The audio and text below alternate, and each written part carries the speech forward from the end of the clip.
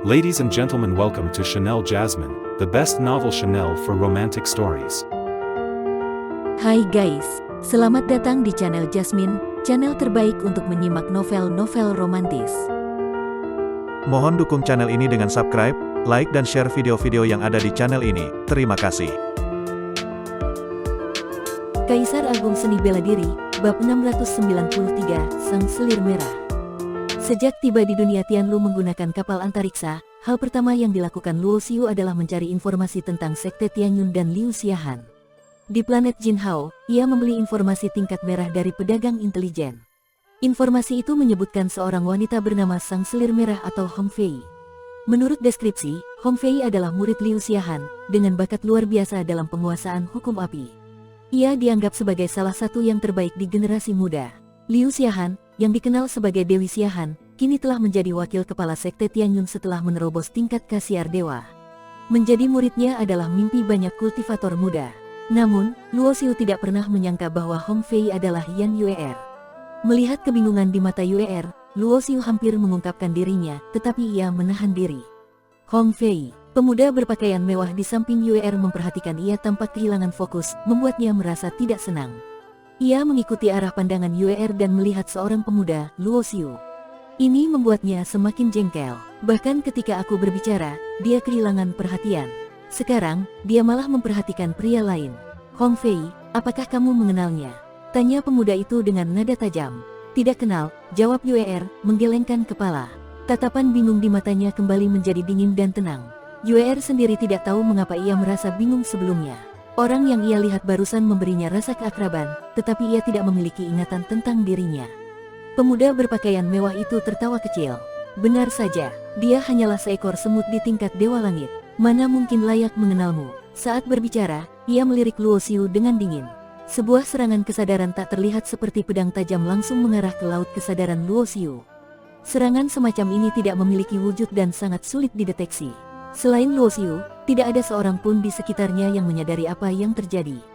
Luo Xiu tidak mencoba melawan serangan itu, membiarkannya memasuki laut kesadarannya.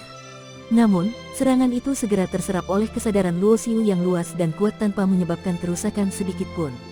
Di permukaan, Luo Xiu berpura-pura terpengaruh. Ia mengerang pelan, wajahnya pucat, tampak seperti menderita cedera serius pada laut kesadarannya. Pemuda berpakaian mewah itu mengerutkan alis. Serangan kesadarannya yang seharusnya mematikan ternyata hanya membuat pemuda itu terlihat terluka. Ini cukup mengejutkannya. Namun, bagi pemuda itu, ini hanya kejutan kecil. Serangan tadi tidak dilakukan dengan kekuatan penuh, hanya pelampiasan dari ketidaksenangannya. Melihat Yue'er dan pemuda itu memasuki balai lelang, Luo Xiu menyipitkan mata. Ia tidak tahu siapa pemuda berpakaian mewah itu, tetapi ia bisa menebak alasan serangan tadi karena Yue'er sempat memandangnya. Dengan pengalaman luasnya, Luo Xiu segera menyadari bahwa pemuda itu pasti adalah salah satu dari para pengejar Yue'er. Wajahnya pun menjadi gelap. Yan Yue'er adalah istrinya. Ada orang lain yang berani mengejar istrinya dan mencoba merebutnya. Sebagai pria, Luo Xiu tidak mungkin membiarkannya begitu saja. Saudara, siapa orang-orang yang baru saja masuk tadi? Luo Xiu bertanya kepada seorang kultivator setengah baya di dekatnya. Oh, maksudmu gadis itu? Dia adalah Hong Fei, murid Sekte Tianyun, dan katanya gurunya adalah wakil kepala Sekte, Dewi Xiahan. Sedangkan pemuda berpakaian mewah itu adalah Xiao Fei, murid inti Pavilion Tianlu, jawab pria itu dengan suara rendah. Hong Fei adalah wanita yang diidamkan banyak orang di generasi muda. Saudara muda, sepertinya kamu tidak punya peluang, tambah pria itu sambil tertawa kecil, tampak seperti salah paham dengan maksud Luo Xiu. Ekspresi Luo Xiu menjadi gelap. Mendengar bahwa banyak pria mengagumi istrinya tentu membuatnya merasa tidak nyaman. Namun, yang lebih mengganggunya adalah fakta bahwa Yue'er kini menjadi murid Liu Xiahan. Ada sesuatu yang aneh. Ketika Luo Xiu melihat Yue'er tadi, ia merasa Yue'er tampak berbeda dari sebelumnya. Lalu bagaimana dengan Yan Siruo? Jika Yue'er ada di sini, di mana Siruo sekarang? Rasa penasaran memenuhi pikirannya. Luo Xiu ingin segera menemui Yue'er dan mendapatkan jawaban, tetapi ia berhati-hati. Karena pecahan sari cahaya abadi yang ia miliki, ia tahu bahwa ia sudah menjadi target Liu Xiahan. Jika identitasnya terungkap, Sekte Tianyun pasti akan memburunya tanpa henti. Setelah mempertimbangkan semuanya, Luo Xiu memberi hormat kepada pria itu sebelum berjalan menuju balai lelang dengan langkah cepat. Apakah Anda di sini untuk berpartisipasi dalam lelang atau menitipkan barang? Begitu Luo Xiu memasuki balai lelang, seorang pelayan menyambutnya dengan penuh hormat. Para pelayan ini hanyalah budak dengan kekuatan rendah. Namun, bahkan di balai lelang ini, budak-budak tersebut memiliki kekuatan minimal di tingkat dewa. Di dunia bawah, seorang dewa iblis mungkin dianggap sebagai puncak kekuatan. Tetapi di sini, mereka hanyalah budak. Inilah dunia kultivasi dengan hierarki yang ketat. Saya di sini untuk berpartisipasi dalam lelang dan menitipkan beberapa barang, jawab Luo Xiu dengan tenang. Silakan ikut saya, Tuan, kata pelayan itu sambil membungkuk hormat, lalu memandu Luo Xiu menuju sebuah ruangan dengan plakat bertuliskan Paviliun Penilai Harta. Setelah membuka pintu, Luo Xiu melihat sebuah ruangan dengan meja di tengahnya. Meja itu dilengkapi dengan dupa cendana yang membakar perlahan, menyebarkan aroma lembut yang menenangkan pikiran. Di balik meja, duduk seorang lelaki tua dengan janggut putih. Ketika melihat Luo Xiu masuk, lelaki tua itu mengerutkan alisnya. Dari aura Luo Xiu yang tampak hanya berada di tingkat ke-6 Dewa Langit, ia tidak memiliki harapan tinggi terhadap harta yang akan diperlihatkan. Anak muda, balai lelang Xingyue bukan tempat untuk barang sembarangan. Jika kau tidak dapat menunjukkan sesuatu yang layak, kau mungkin akan berakhir sebagai budak di sini, kata lelaki tua itu dengan suara dingin, sikapnya sama sekali tidak ramah. Inikah cara balai lelang Xingyue memperlakukan tamu? Wajah Luo Xiu langsung menjadi gelap. Aura kekuatannya yang sebelumnya sengaja disembunyikan sebagai tingkat ke-6 Dewa Langit tiba-tiba melonjak hingga tingkat ke-6 Raja Dewa. Di kota Xingyue, tingkat ke-6 Raja Dewa bukanlah sesuatu yang istimewa. Namun, lelaki tua itu sendiri hanya berada di tingkat ke-4 Raja Dewa. Merasakan tekanan dari aura Luo Xiu, lelaki tua itu tercengang sesaat sebelum senyuman ramah muncul di wajahnya. Haha, rupanya Anda menyembunyikan kekuatan Anda, Tuan. Ini hanya kesalahpahaman. Luo Xiu mendengus dingin, mengabaikan perubahan sikap lelaki tua itu. Ia mengibaskan tangannya, dan meja di depannya dipenuhi dengan cahaya terang. Belasan senjata dan artefak perang muncul, termasuk pedang, tombak, perisai, menara, dan lonceng. Lelaki tua itu terkejut. Meskipun kekuatannya tidak tinggi, sebagai penilai harta di balai lelang Xingyue, ia memiliki wawasan yang luas. Semua barang yang baru saja dikeluarkan adalah senjata tingkat tertinggi, senjata pusaka tingkat kekaisaran. Seorang Raja Dewa biasanya memiliki 2 atau 3 senjata tingkat tinggi, karena terlalu banyak senjata justru dapat mengurangi efektivitas dalam pertempuran. Namun, Luo Xiu mengeluarkan belasan sekaligus, yang sangat jarang terjadi. Menurut standar balai lelang Xingyue, senjata yang memenuhi syarat untuk dilelang harus minimal berada di tingkat senjata pusaka tingkat kekaisaran. Melihat Luo Xiu mengeluarkan belasan senjata berkualitas tinggi, lelaki tua itu merasa kagum.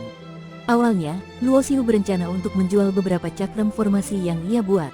Namun, sikap lelaki tua itu membuatnya waspada, sehingga ia memutuskan untuk mengganti barang yang akan dijual dengan senjata ini. Senjata-senjata ini ia buat dengan santai saat berlatih di planet Jin Hao.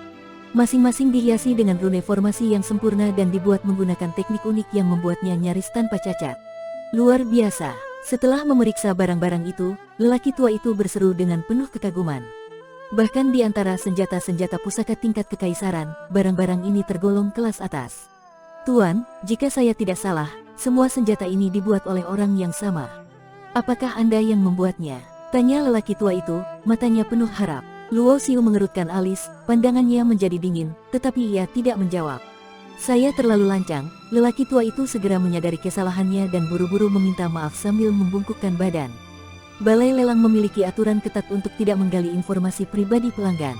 Luo Xiu tidak berbicara lebih banyak. Setelah menerima token sebagai tanda barangnya diterima untuk dilelang, ia meninggalkan paviliun penilai harta dan menuju aula lelang utama. Aula lelang utama adalah ruang terbuka luas dengan panggung tinggi di tengah, dikelilingi ribuan kursi yang disusun melingkar. Di udara, terdapat beberapa bilik pribadi yang dilindungi oleh formasi sehingga tidak dapat dilihat dari luar. Namun, dari dalam bilik, penghuni dapat mengamati seluruh aula. Ketika Luo Xiu memasuki aula, banyak orang telah tiba, sebagian besar adalah Raja Dewa dan beberapa di antaranya adalah ahli tingkat Kasiar Dewa. Setelah menyapu aula dengan pandangan dan kesadarannya, Luo Xiu tidak menemukan Yan Yuer atau Xiao Fei, murid inti Paviliun Tianlu. Jelas mereka berada di salah satu bilik pribadi. Luo Xiu menarik napas dalam-dalam, lalu memilih tempat di sudut aula yang tidak mencolok dan menunggu dimulainya lelang. Selamat datang, semuanya. Tak lama kemudian, seorang wanita parubaya dengan tubuh indah muncul di panggung, memulai lelang dengan kata pembukaan yang hampir sama dengan lelang lainnya. Sumber daya di dunia 3000 besar memang luar biasa. Bahkan di awal lelang, barang-barang yang dilelang sudah termasuk dalam tingkat 9, yang merupakan kelas tertinggi di tingkat Raja Dewa. Misalnya, pil dewa tingkat 9, yang sangat sulit didapatkan di dunia bawah, dijual dalam jumlah besar di sini. Seringkali, hingga ratusan pil dilelang sekaligus. Pil ini sangat berguna untuk meningkatkan kekuatan, tetapi jumlah yang dibutuhkan bervariasi tergantung pada bakat seseorang. Seseorang dengan bakat luar biasa hanya membutuhkan 200-300 pil untuk mencapai tingkat ke-9 Raja Dewa. Namun, bagi mereka yang bakatnya buruk, bahkan ribuan pil tidak cukup untuk mencapainya. Meski demikian, bakat luar biasa adalah sesuatu yang langka, baik di dunia bawah maupun dunia atas. Oleh karena itu, pil dewa tingkat 9 tetap menjadi barang yang sangat diminati, dan persaingan untuk mendapatkannya sangat sengit. Bersambung.